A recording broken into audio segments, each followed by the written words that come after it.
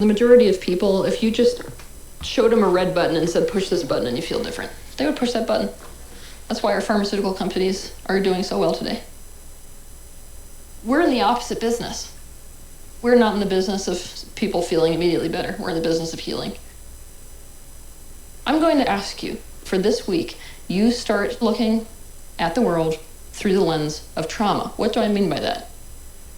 The question is not what's wrong with you, it's what happened to you. And unless we deal with that, we just can't move forward. That's why you're here. Completion process is not a trite self-help technique. It is this extremely intense soul retrieval process whereby you are undoing the entire trauma. And the reason that I have to give such a big warning relative to this process is we're coming up against mainstream psychology in a lot of ways. It is a major debate whether re-experiencing a memory is something that people should even do.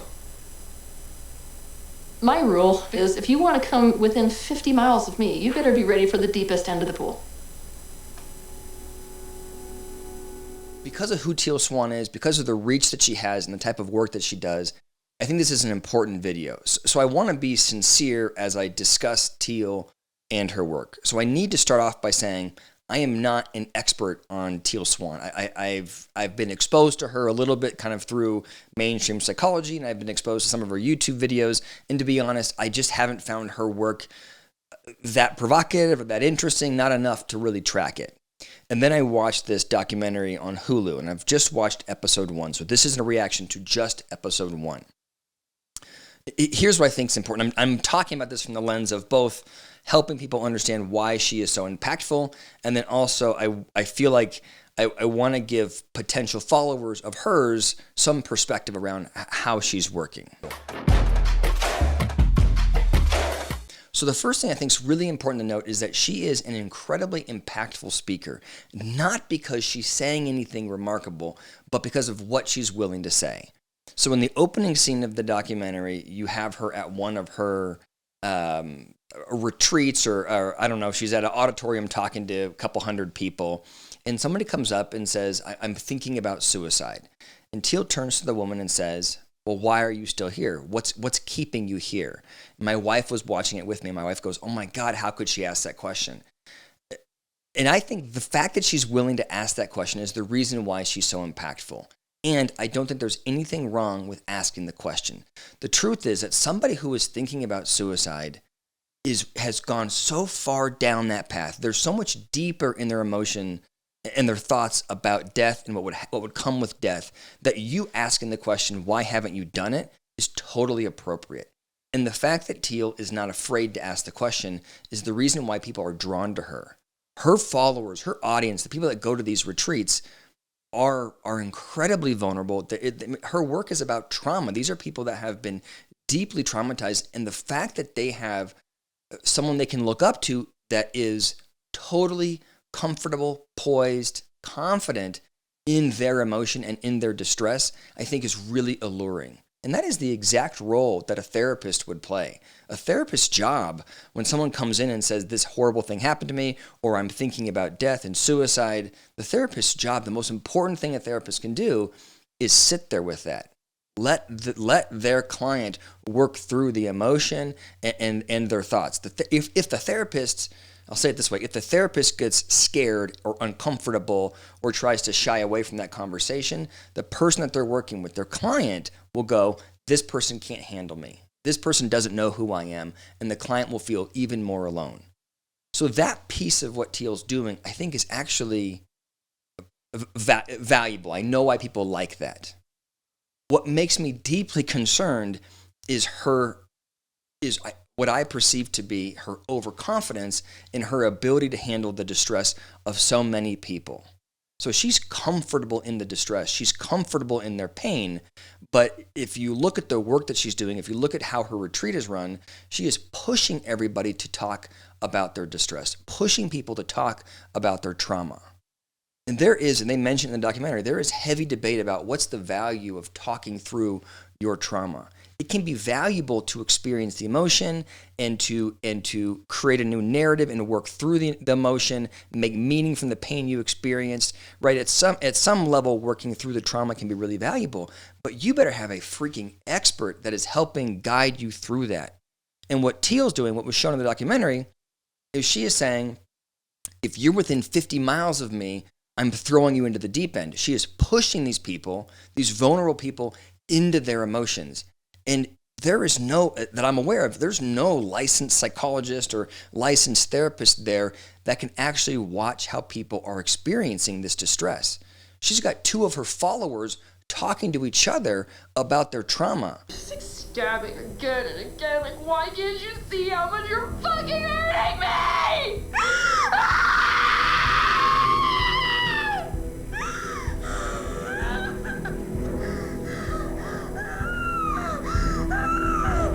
No one's there to guide them through the process.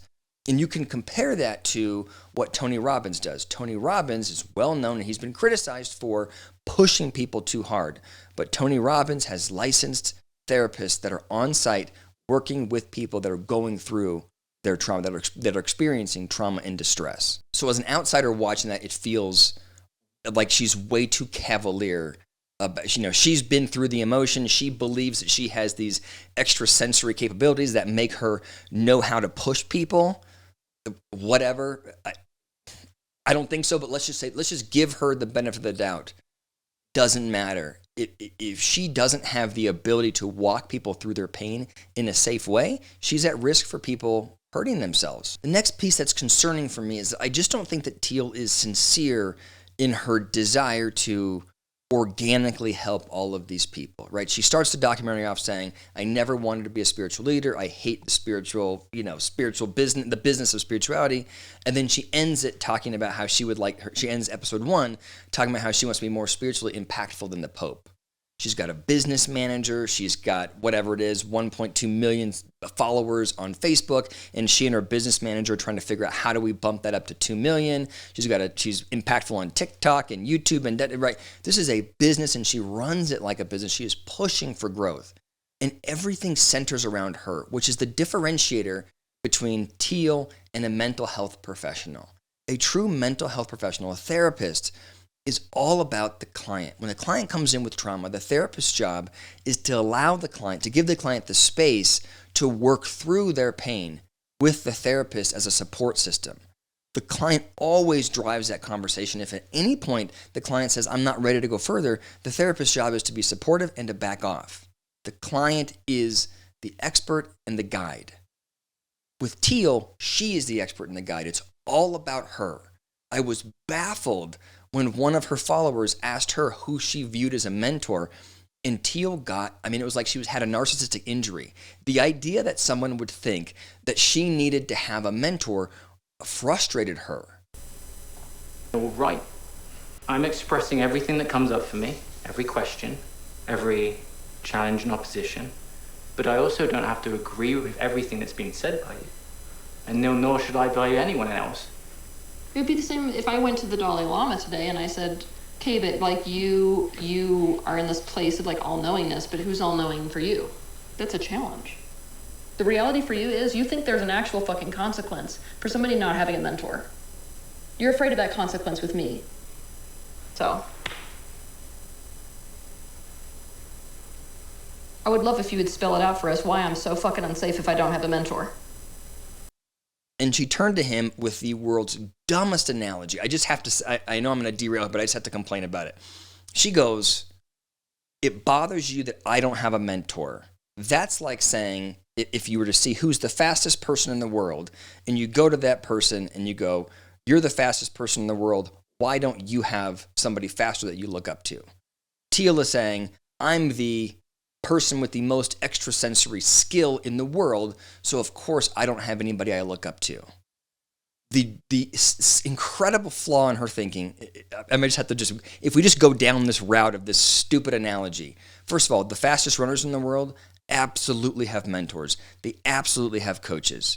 And if they aren't constantly learning how to run faster and do things more efficiently, somebody will eclipse them. They will quickly lose pace.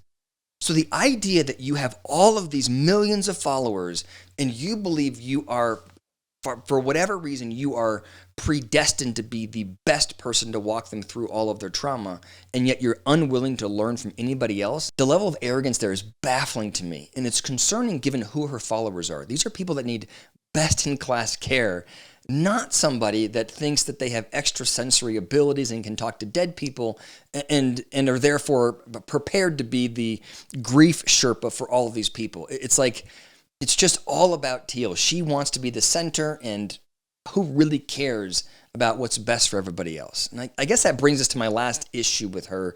And I'm just learning a little bit about it in the documentary, but she felt very unhealthy to me. I don't know what her diagnoses would be. I would be shocked if she's not borderline, narcissist, some kind of cluster B. Unquestionably, based on what she described, she's got some PTSD, blunted affect, very stoic in her discussion of emotion with other people, and very reactive when she is challenged, both when she was challenged by a follower, the guy who asked her if she had a mentor, and also her partner of 17 years who she dated for 1 year but has lived with for 16 or whatever, gets very reactive when what she believes is challenged. She doesn't want anybody around her that puts her into question or undermines her view of things. She's been married 5 times. I mean, she just seems like an egomaniac that is not really good at regulating her emotions or making logical decisions. I mean, like another example of it is her this constant narrative of you need to figure out who you want to be and sort of damn the world. That's what it feels like. And as a result, it's like she's giving advice to people that doesn't feel very pragmatic to me. It feels cavalier and concerning. So I think there's a major risk if you approach treatment in that way with people that are not stable. Let me know what you think in the comments below. I think this is an important one. Thanks for listening.